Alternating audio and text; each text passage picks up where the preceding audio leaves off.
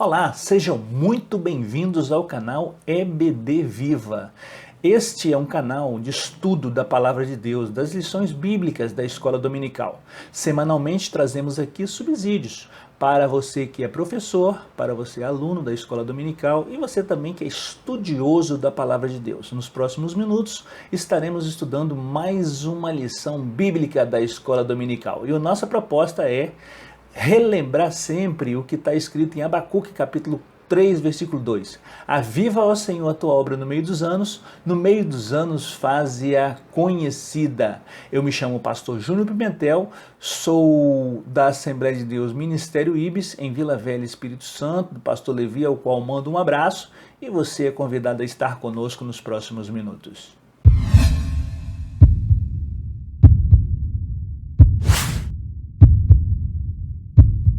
Nesse trimestre estamos estudando o apóstolo Paulo, lições de vida e ministério do apóstolo dos gentios para a igreja de Cristo.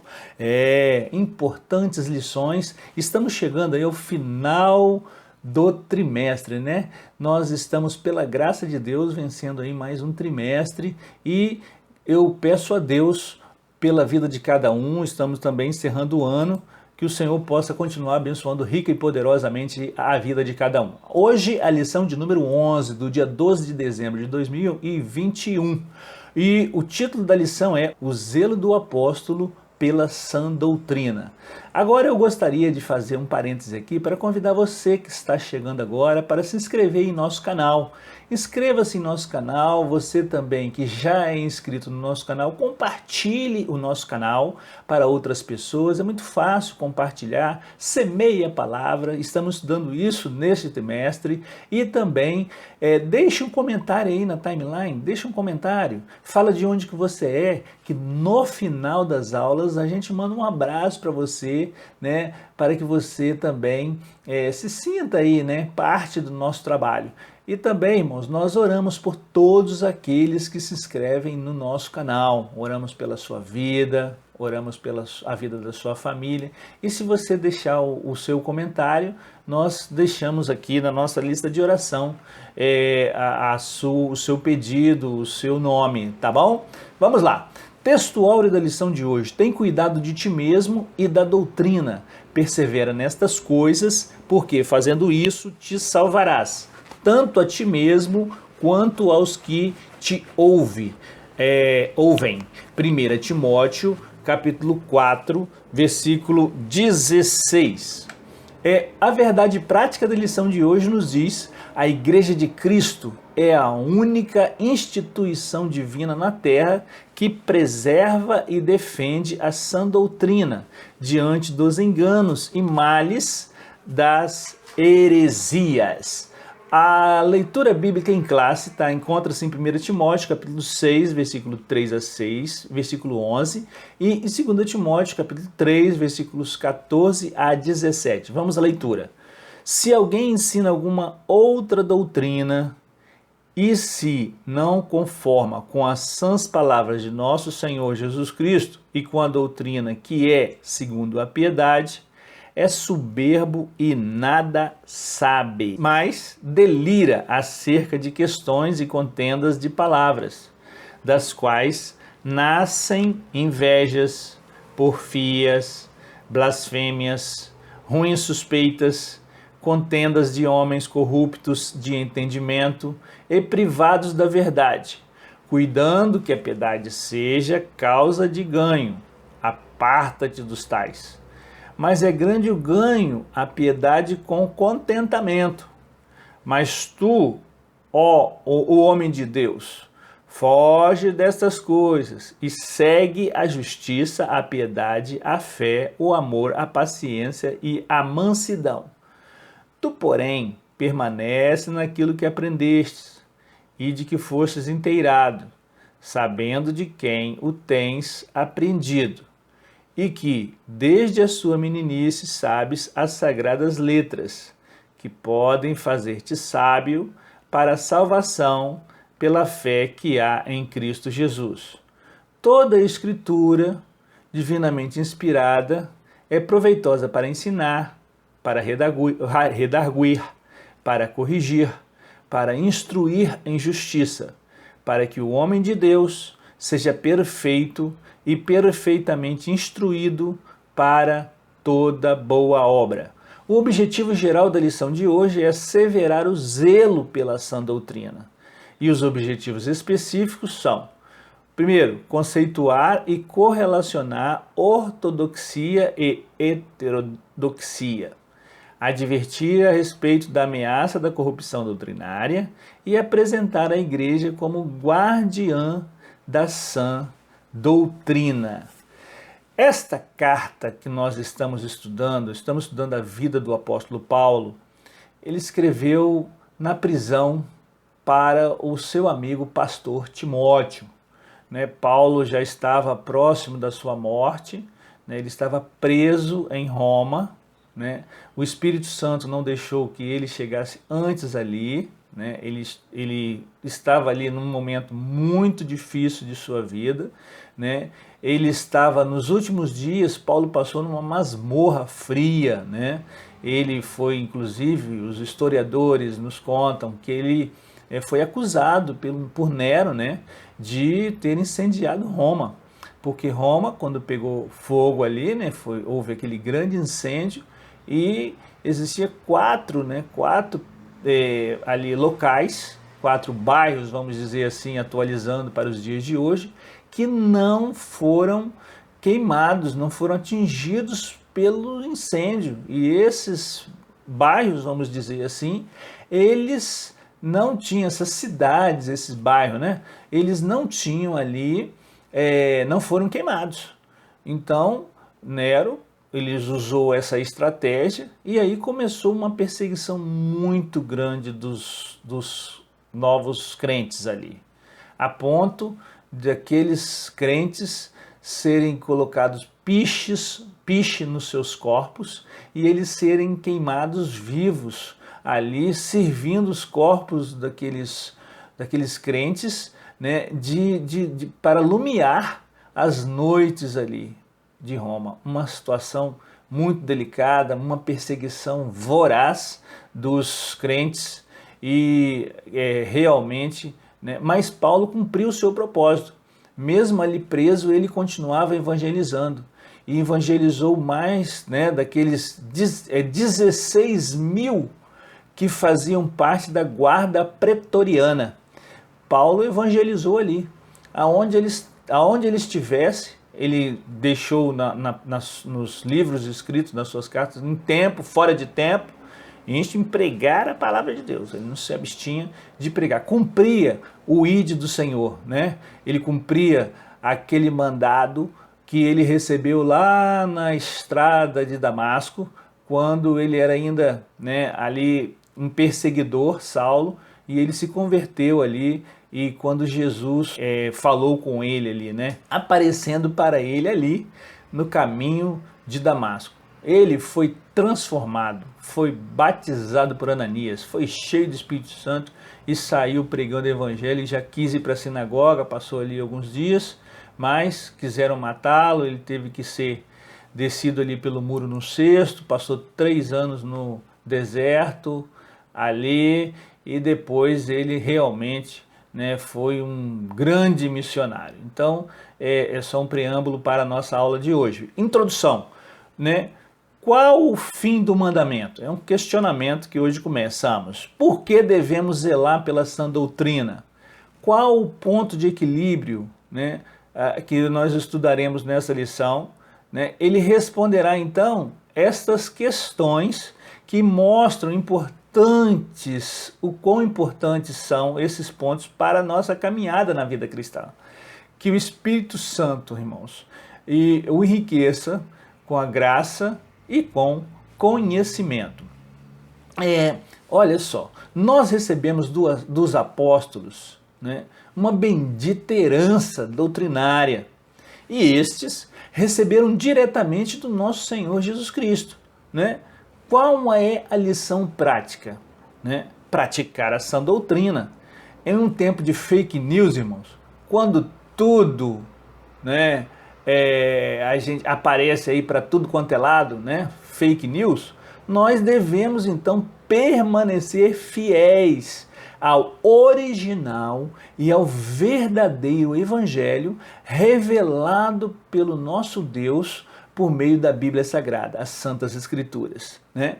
Olha só, lá na lição bíblica de hoje, já no versículo 16, tem assim, olha, de 1 Timóteo, toda a Escritura, divinamente inspirada, é proveitosa para ensinar, para redarguir, para corrigir e para instruir em justiça. O ponto central da lição de hoje é preciso zelar pela sã doutrina.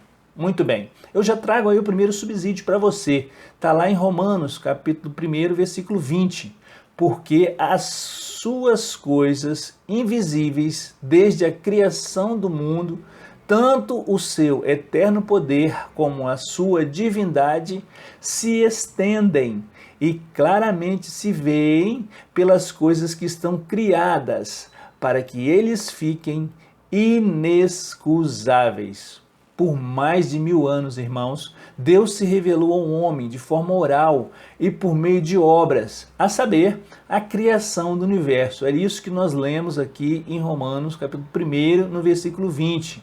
Depois, ele se revelou pela palavra, né? Nos 66 livros. Esse foi um ponto. E o outro ponto foi, né, a plenitude dos tempos, quando Deus, por intermédio do seu infinito amor, da sua infinita misericórdia, então entrega seu único filho, Jesus, para morrer por nós, miseráveis pecadores, né? E ali, irmãos, temos um legado, porque ele é a porta, não há outro mediador entre Deus e o homem, é Jesus, e o Espírito Santo tem um papel hoje de levar as nossas súplicas e nos proteger, né, aí do mal, né? Então, mais um versículo aí para que nós meditemos, João, capítulo 1, versículos de 1 a 4.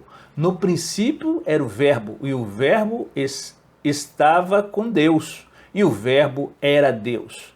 Ele estava no princípio com Deus. Todas as coisas foram feitas por ele, e sem ele nada do que foi feito se fez. Nele estava a vida, e a vida era a luz dos homens. É esta palavra que nós apresentamos hoje, esse verbo encarnado Jesus Cristo, que deixou a sua palavra para nós, graças a Deus, né? Deus zelou para que essa palavra chegasse até nós de forma escrita, né? Até nos dias de hoje. Vamos ao primeiro ponto, que traz para a gente ortodoxia versus heterodoxia, né? No subtópico número 1, dois termos técnicos que nós vamos estudar que são super importantes para aclarar em nossa memória aquilo que nós vamos estudar nessa lição. Ortodoxia e heterodoxia são dois termos técnicos, como dissemos, necessário à teologia, que é o estudo da Bíblia, né? Para compreender a distinção entre o ensino correto e a doutrina bíblica, e também aquilo que é extra-bíblico, ou estas interpretações diversas que surgem da palavra pelos homens. Mas a verdadeira, né, exegese bíblica, ou seja, o estudo da palavra, deve ser à luz do Espírito Santo de Deus, que é, né, o autor aí da Bíblia, né, escrita por homens de Deus, por mais de 40 autores nos 66 livros. Esses termos nos ajudam a compreender a preocupação de Paulo com a invasão, irmãos, naquela época já ali, das heresias nas igrejas locais, né?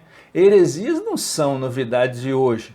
No tempo da igreja primitiva, já tinha que ter um combate veemente, porque tinha ali. E estes ensinamentos que nós estamos estudando lá daquele tempo são atuais. Eles se aplicam na igreja hoje. Em síntese, né, nós já adiantamos aí que ortodoxo é tudo aquilo que é de acordo com o ensino de Jesus.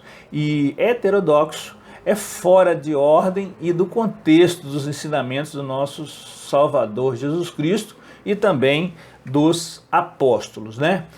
No subtópico de número 2, conceito de ortodoxia. Na língua grega do Novo Testamento, a palavra tem como prefixo ortos, e significa o que é direito, é certo.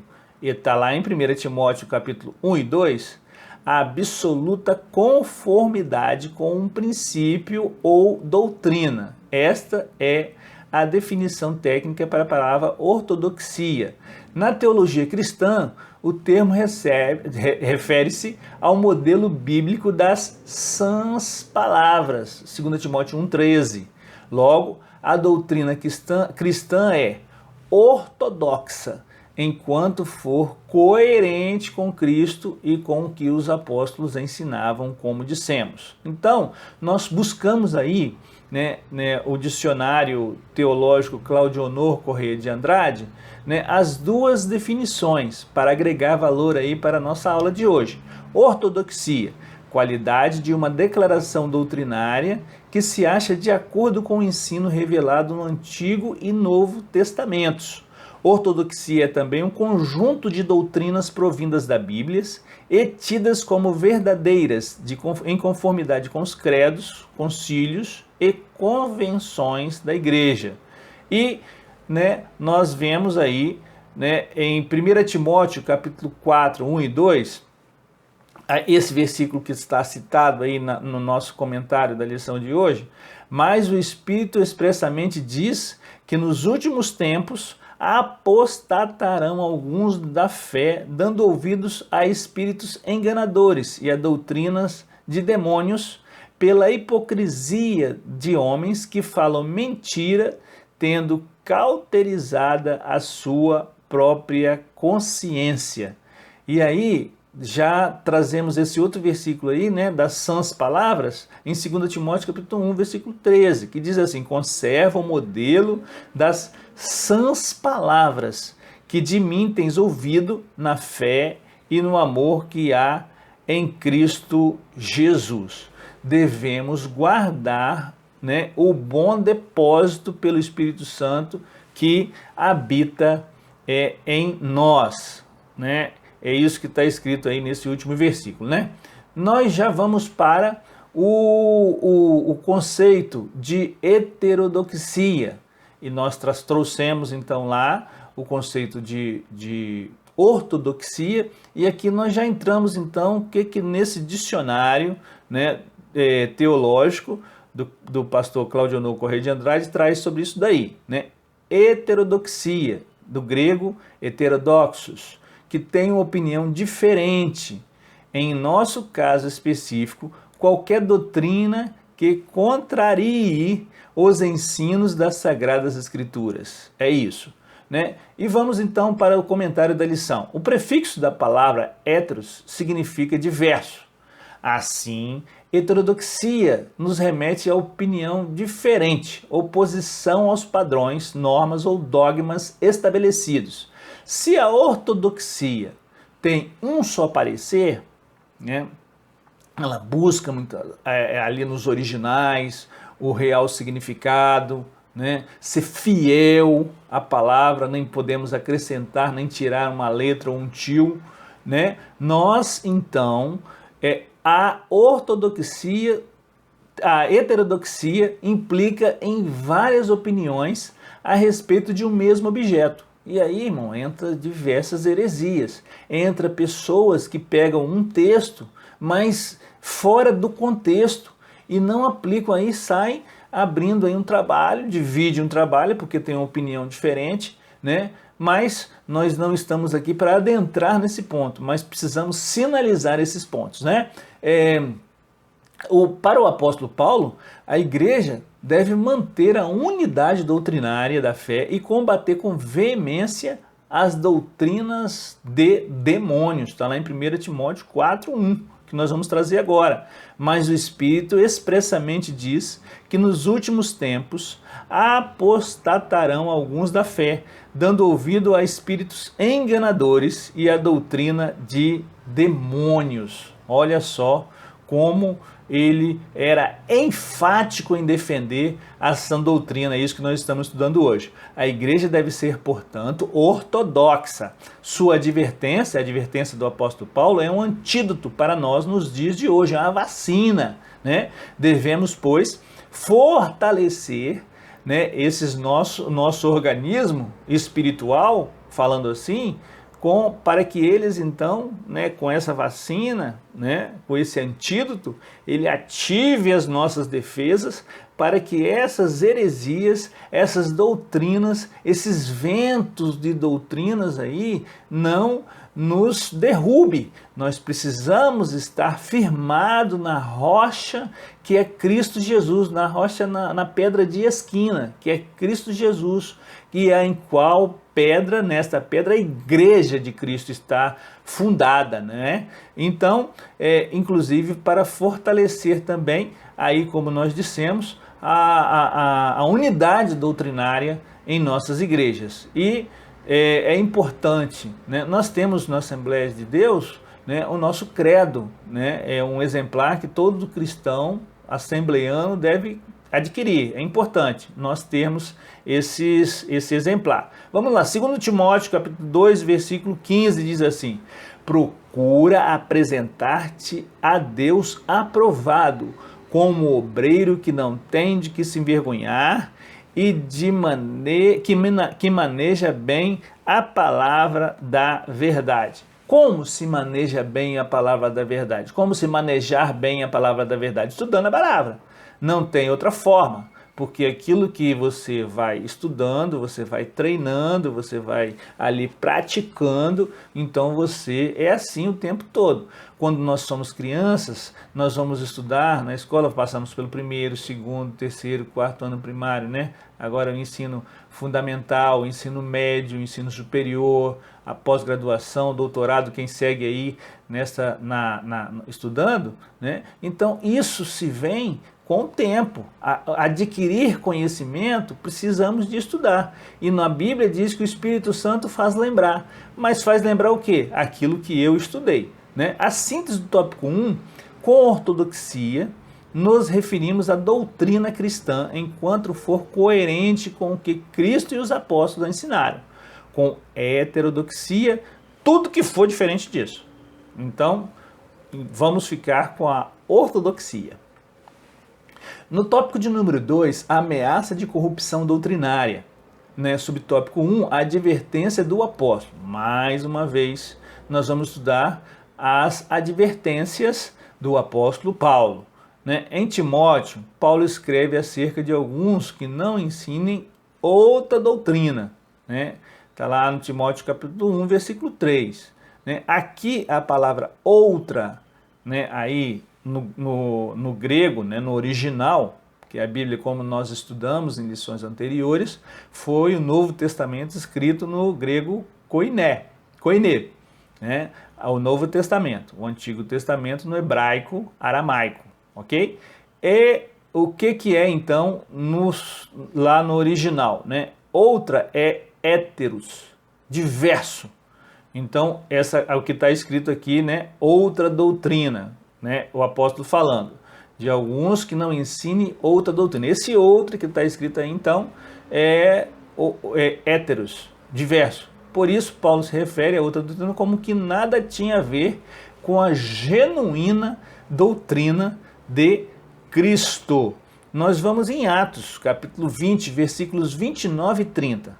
Porque eu sei disso, que depois da minha partida entrarão no meio de vós lobos cruéis, que não pouparão o rebanho,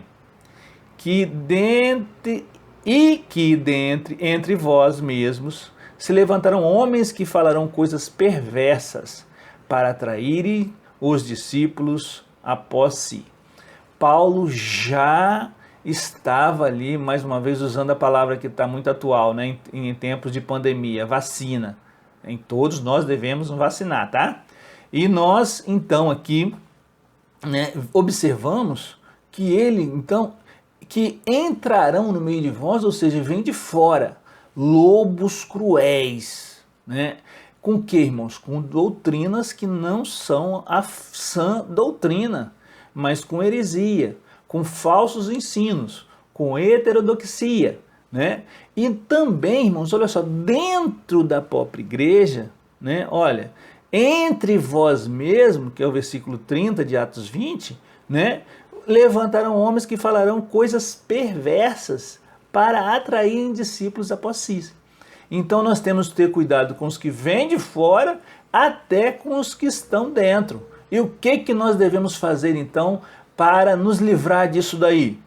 Estudar a palavra de Deus, orar, vigiar, nos santificar, porque a salvação é um processo e nós precisamos nos santificar a cada dia.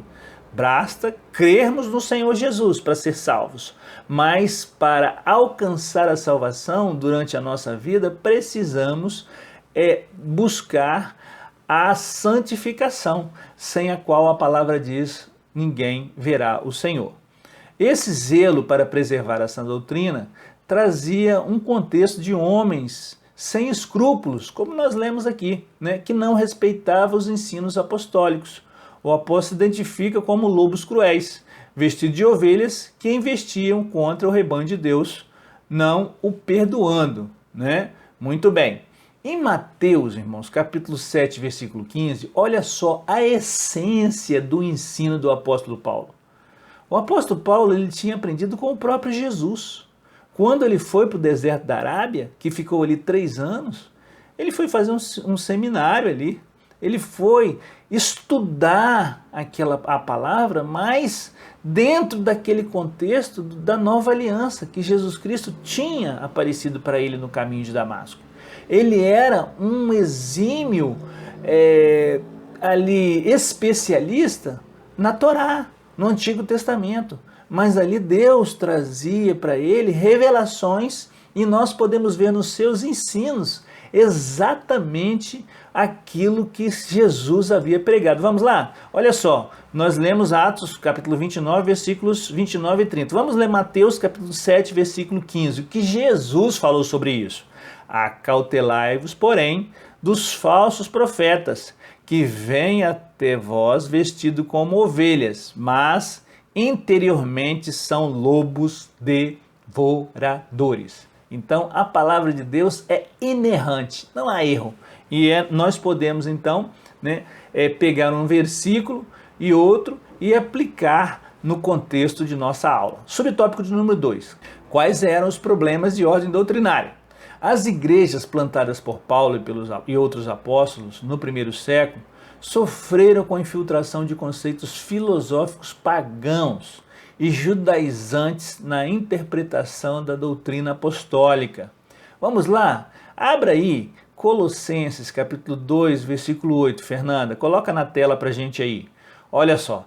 Tende cuidado para que ninguém vos faça presa sua por meio de filosofias vãs e sutilezas, segundo a tradição dos homens, segundo os rudimentos do mundo e não segundo Cristo. Olha só, aqui aos Colossenses, Paulo escrevendo, ele estava pedindo cuidado com aqueles que estão querendo pegar como se fosse uma fera, querendo pegar aquela ovelha ali e fazer presa. O lobo está querendo pegar ali, com seus dentes vorazes ali, pegar eles e por meio de quê? Filosofias e vãs sutilezas. Então, irmãos, muitas vezes esses ensinamentos que tentam infiltrar dentro da casa do Senhor, vêm de forma sutil, vêm com sapatinho de algodão, quando o papai falava, é sapatinho de algodão. E segundo, irmãos, a tradição de homens. Então, assim, segundo a filosofia humana. Mas nós temos aqui que meditar, irmãos. Não é aqui, não estamos dizendo que nós não podemos estudar. Nós devemos estudar, sim. Até filosofia, pode se estudar, não tem problema algum. Porém, o salvo, ele deve, e todo o homem, na verdade, não só os salvos, devem então meditar na palavra de Deus e cuidar nela, porque é na palavra de Deus que nós temos a vida eterna. A Bíblia afirma isso, né? Não segundo os rudimentos do mundo, como trouxe aqui. Nas igrejas como de Corinto e Éfeso, haviam os que afirmavam crer no Evangelho, mas não renunciavam os costumes pagãos. E outros traziam uma bagagem religiosa do legalismo judaico, aliada ao gnosticismo, como nós já estudamos em lições passadas, né? Ali, né, os judeus eram firmemente ali, queriam, né, pelo legalismo, e os gregos agora ali queriam sinais. Nós estudamos sobre isso. Outros, então, em 1 Coríntios capítulo 1, versículo 12, diz assim, né, que tem uns de Paulo, outros de Apolo, outros de Cefa, né, e outros de Cristo. Paulo ali refutando que já tinha dissensão ali, né? Por que isso, irmãos? Por conta, né, de grupos que estavam acontecendo e como que entrando sorrateiramente, mas Paulo ali advertia, sempre por meio da palavra, dessas cartas que ele enviava, para que os irmãos cuidassem disso aí, eliminassem isso aí, porque nós tínhamos, é Deus que dá o crescimento. Paulo plantou, Apolo regou, mas Deus que dá o crescimento. A obra, a seara é do mestre. Nós somos síndicos aqui, estamos cuidando apenas. Mas um dia, inclusive, vamos prestar conta. É lamentável que hoje haja os que defendem a banalização da graça de Deus para, em nome dela, viverem em licenciosidade. O que significa isso? Ah, não, estou no tempo da graça agora, né? Tudo a gente pode fazer, todos os caminhos levam a Deus. Não, o único caminho que leva a Deus é Jesus, que é a única porta, não é? E os judaizantes confundiam a liturgia cristã com a judaica, querendo colocar ali, né, os costumes judaicos ali, a lei, irmãos. Mas Jesus já disse que o mandamento, amai a Deus sobre todas as coisas e o próximo como a ti mesmo. Ele veio cumprir a lei, porém nós estamos no tempo da graça. Basta nós crermos no Senhor Jesus, buscarmos a santificação, vigiarmos, orarmos e meditarmos na palavra que nós vamos alcançarmos a nossa salvação, né? E aí, irmãos, bem como a moral do legalismo judaico aí, né, em relação aos judeus. A Igreja de Cristo pertence a um novo tempo, né, e deve obedecer o ensino do Novo Testamento, né? Ali, irmãos, também nós temos que ter cuidado em nossas salas de aula para diferir o que é doutrina e o que são costumes. É diferente. Doutrina é a sã doutrina, é da palavra de Deus. Tem a doutrina de Deus, doutrina do homem, doutrina da salvação, doutrina de Jesus Cristo, doutrina do Espírito Santo, são doutrinas. E tem os costumes. Os costumes, o que é? Vamos trazer aí. Costumes, né, é um modo de agir ou de viver característico de uma determinada época ou lugar, né? Aí eu busquei aí na Pliberan Online. Então, esse modo de viver são costumes, né? E tem diversos em diversas pairagens do mundo. Cada povo tem seus usos e costumes. Porém, a sã doutrina é a inerrante palavra de Deus. Sobre o tópico de número 3, as fábulas e genealogias intermináveis. 1 Timóteo, capítulo 1, versículo 4, da nossa lição bíblica em classe de hoje. No tempo de Paulo, havia os mestres falsos, que pregavam fábulas e lendas na vida judaica, como culto aos anjos, né? Está lá em Colossenses 2,18. É diferente nos dias de hoje, irmãos? Não. Existem muitos que estão pregando lendas e fábulas. Os nossos púlpitos precisam ser cristocêntricos. Cristo deve ser o centro da mensagem. A mensagem da cruz, que Cristo salva, cura, leva para o céu, batiza com o Espírito Santo, deve permanecer sendo a mensagem central de nossos púlpitos. Além de não possuírem conteúdo concreto, eles torciam o sentido da verdade apostólica. E o apóstolo advertiu a igreja quanto a essas coisas e as refutou com veemência. Precisamos ser crentes bereanos, examinar a palavra, né? Em 1 Timóteo capítulo 1, versículos 3 e 4, diz assim: como te roguei quando parti para a Macedônia, que ficaste em Éfeso, para advertires a alguns que não ensinem outra doutrina, olha o zelo, nem se deem a fábulas ou genealogias intermináveis, que mais produzem questões do que edificação de Deus, que consiste na fé, assim o faço agora. O apóstolo é muito zeloso. Então, irmãos, aqui nós aprendemos que não podemos perder tempo com coisas infrutíferas, né? Com querelas infrutíferas. O que é isso? Né? Com as futilidades, ou com aí, coisas estranhas, entre aspas, ao Evangelho.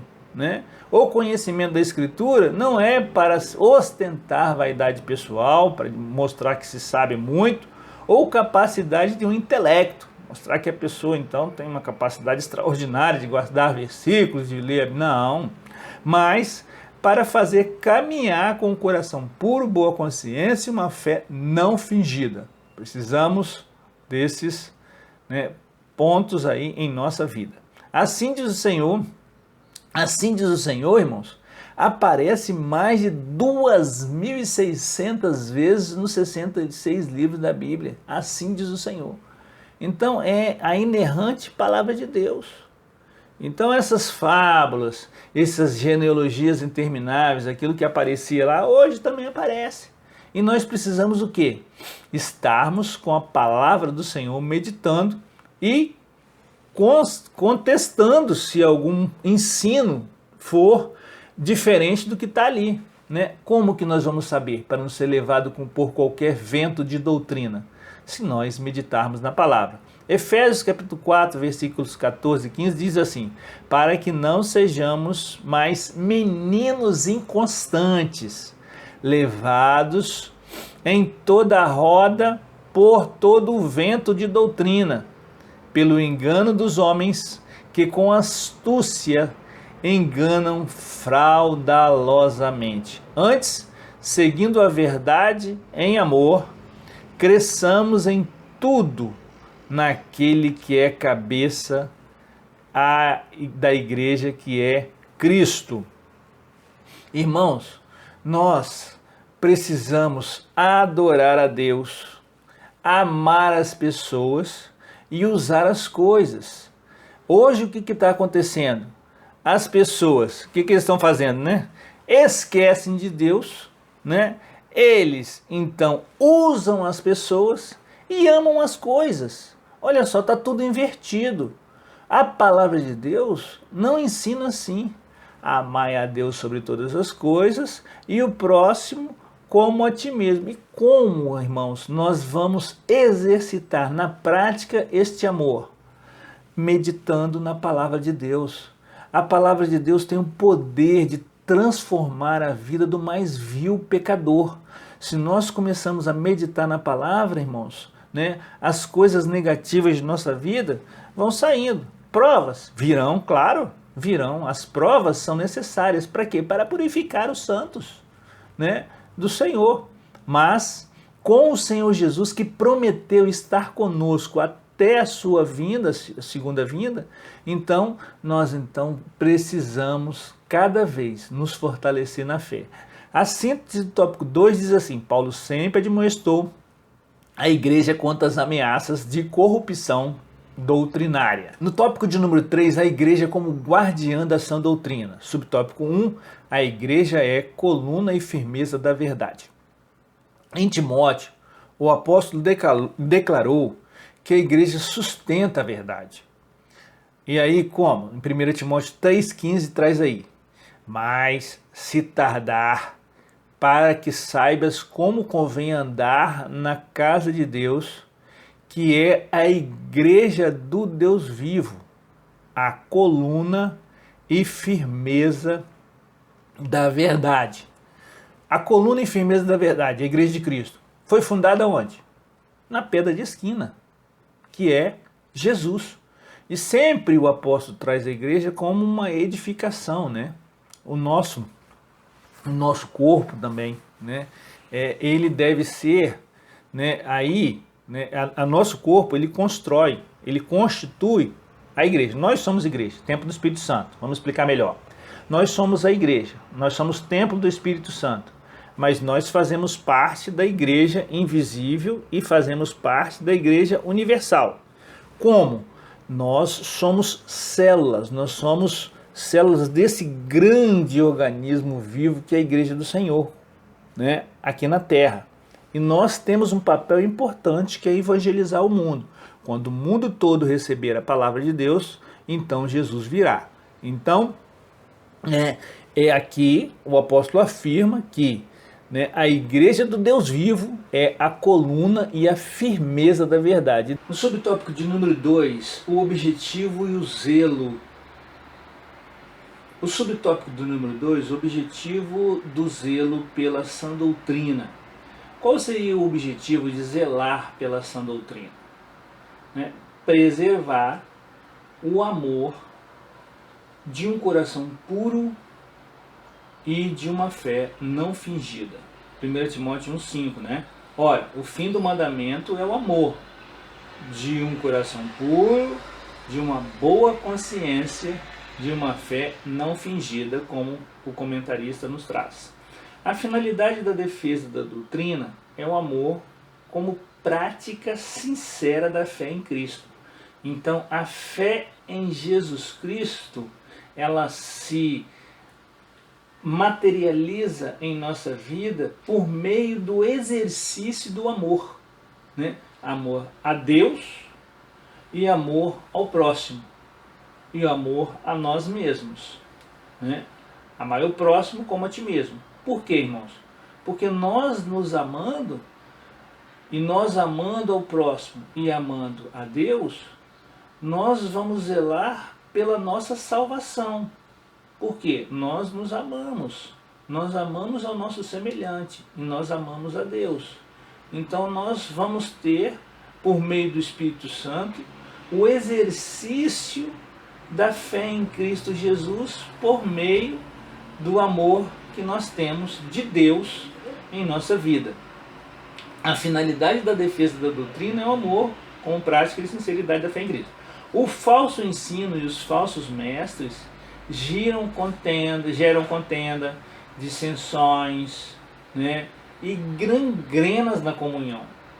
Eles semeiam a discórdia.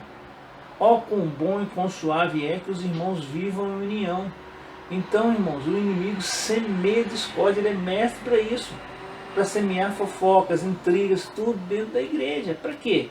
Para arrebanhar, né, aquelas vidas que por acaso estejam desatentas, desalinhadas com a palavra, né?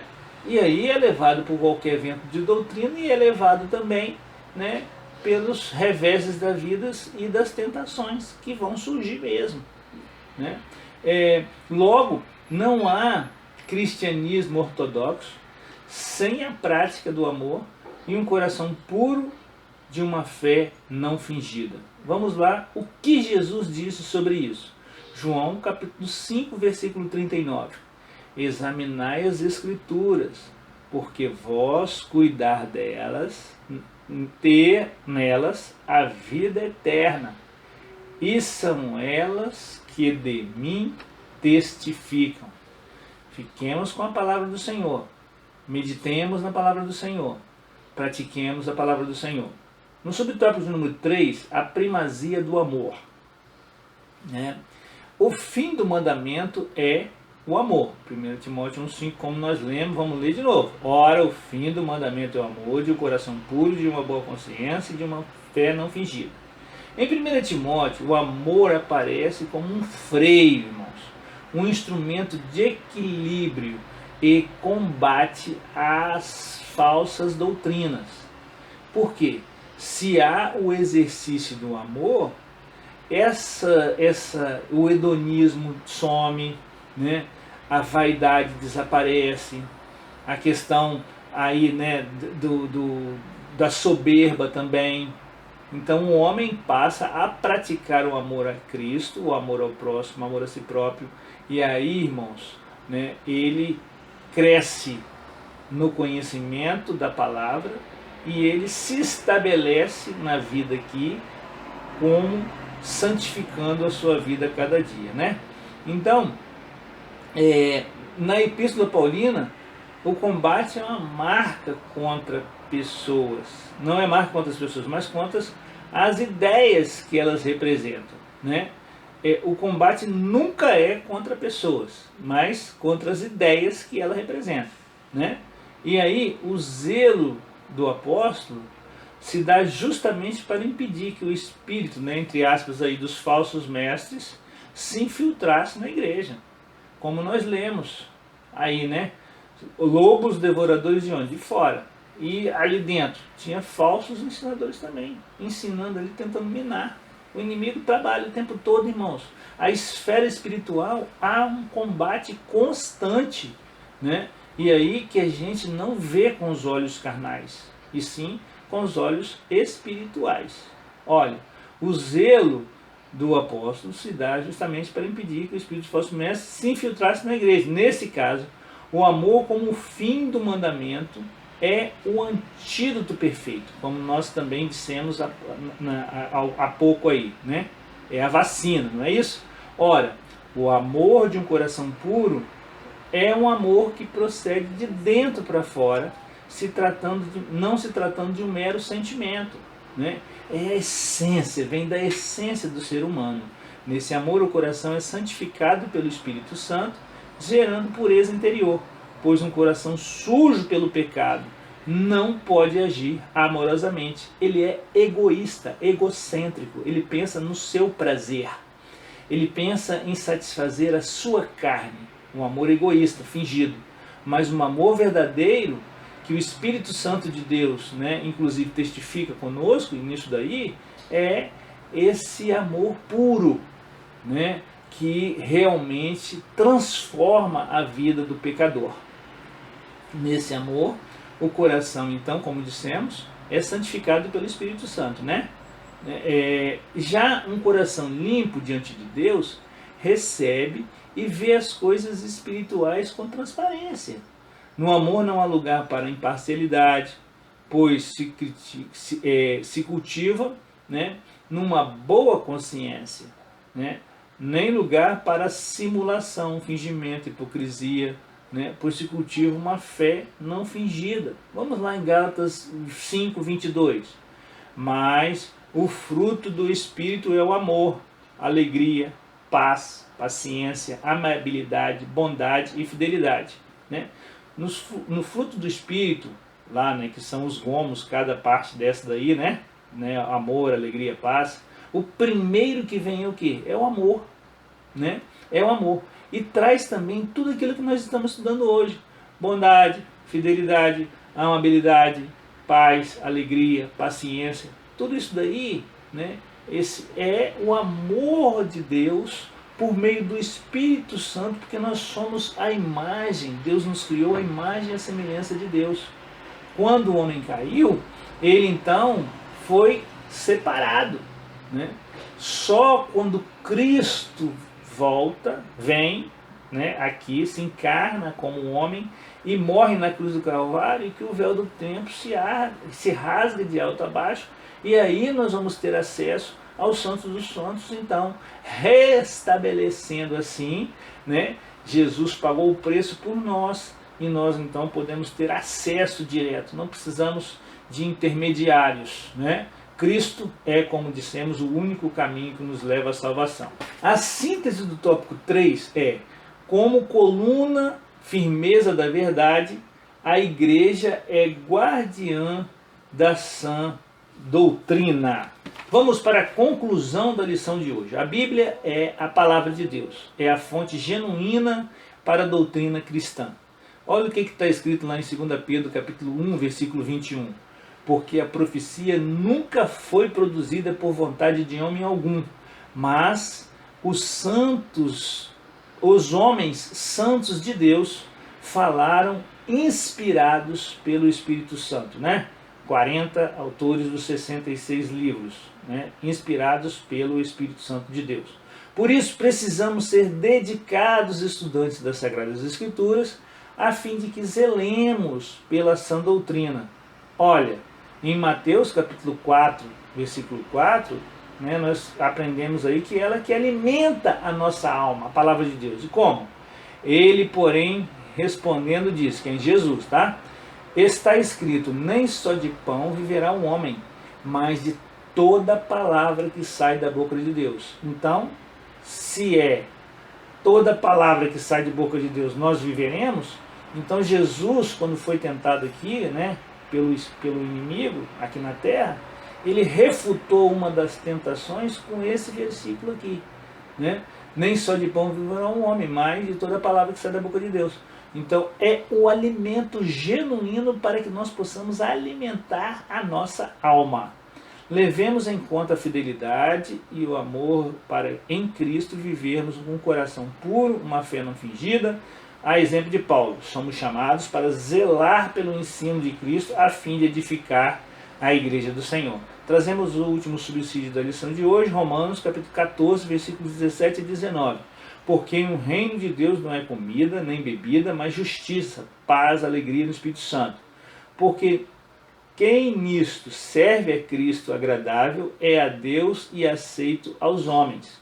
Sigamos, pois, as coisas que servem para a paz e para a edificação uns para com os outros.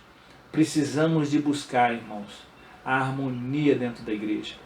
A harmonia vem pelo estudo da palavra, da sã doutrina, o verdadeiro avivamento, que nós sempre estamos relembrando aqui de Abacuque, né? Lá, Esdras, né? Ali no Antigo Testamento, sempre se deu, né? Quando o povo examinava a palavra, quando o povo estudava, quando tinha as pessoas ali, aqueles irmãos que liam, os profetas, para estar alertando os irmãos, os judeus, para que eles se voltassem para Deus. Deus sempre esteve à disposição da igreja, querendo a aproximação. Ele ama todo mundo e por isso que ele enviou seu Filho para morrer por nós. Então, e aí, com a paz, como nós acabamos de ler, é que nós vamos edificar uns para com os outros e nós vamos edificar esse verdadeiro edifício que é a igreja do Senhor, que Jesus zela tanto por ela, né? Ele ama de coração. E segundo os Coríntios, irmão, quero deixar esse texto aí, né, para a nossa meditação de hoje, como Paulo sofreu. Separei esses versículos, esse texto, para deixar no final aqui da lição de hoje, para mostrar um pouco, olha, muitas vezes a gente acha que a gente está passando por uma tribulação tão grande, mas se nós olharmos a vida desse homem de Deus, que escreveu mais de 13 livros aí no Novo Testamento, que teve uma vida ilibada, uma vida santa na presença do Senhor, quanto ele sofreu, né? E aí trazemos isso aí. São hebreus? Também eu. São israelitas? Também eu. São descendência de Abraão? Também eu. São ministros de Cristo? Falo como fora de mim. Eu ainda mais. Em trabalhos, muito mais em açoites, mais do que eles, em prisões, muito mais, em perigo de morte, muitas vezes, recebi dos judeus 5 quarentenas de açoite menos um. 3 vezes fui açoitado com varas, uma vez fui apedrejado, 3 vezes sofri naufrágio, uma noite e um dia passei no abismo, em viagens muitas vezes em perigos de rios, em perigos de salteadores, em perigos da minha nação, em perigo dos gentios, em perigos na cidade, em perigos no deserto, em perigos no mar, em perigos entre falsos irmãos, em trabalhos e fadiga, em vigílias muitas vezes, em fome e sede, em jejum muitas vezes, em frio e nudez. Além das coisas exteriores me oprime a cada dia o cuidado de todas as igrejas. Quem enfraquece, que eu também não enfraqueça. Quem escandaliza, que eu não me abrase. Se convir gloriar-me, gloriar-me-ei no que diz respeito à minha fraqueza. O Deus Pai e Pai de nosso Senhor Jesus Cristo que é eternamente bendito, sabe que não minto. Muito bem, irmãos. Vamos fazer uma oração nesse dia. Senhor nosso Deus, nós te agradecemos por essa oportunidade de estarmos aqui ministrando mais essa lição, Senhor. Ó Senhor, abençoa cada professor, cada professora, cada aluno dessa escola que é a maior escola do planeta, Escola Bíblica Dominical. Pai amado, ser com cada um, Senhor, nesse período difícil que nós estamos vivendo, Senhor, nesses tempos trabalhosos, abençoe a cada irmão, a cada líder de um trabalho, um obreiro, um missionário. Ser, Senhor, com aqueles que estão chegando também na sua obra, que estão com sede da salvação. Abençoe a cada um, Senhor. Abençoe que nós possamos zelar pela sã doutrina. Que nós, Senhor, possamos, Pai, Deus, estarmos a cada dia mais meditando na Tua Palavra, orando, vigiando, nos consagrando, nos preparando assim para a Sua vinda, Pai. Em nome de Jesus. Amém. Agradecemos aí, né, a várias pessoas que sempre têm participado conosco, a Edelvis, o Ronaldo, né, o Mateus, a irmã Elaci, missionária, a irmã também missionária Antonieta, que escreve sempre pra gente, o irmão Isaac, você sempre está presente, que Deus abençoe aí o Noah, seu filho, a sua esposa, a Naná, e a toda a sua família, Isaac. A irmã Rosângela também, uma assídua do nosso canal, aos missionários e os irmãos que têm escrito para nós do Acre, do Pará, Piauí, São Paulo, Bahia, Pernambuco, Rio Grande do Sul. Essas pessoas que têm acessado, que têm recebido o nosso material aí, que muitas vezes também não deixam o seu recadinho na nossa timeline, né? Vocês todos estão sendo lembrados em nossas orações. Que Deus abençoe em Cristo Jesus. Amém.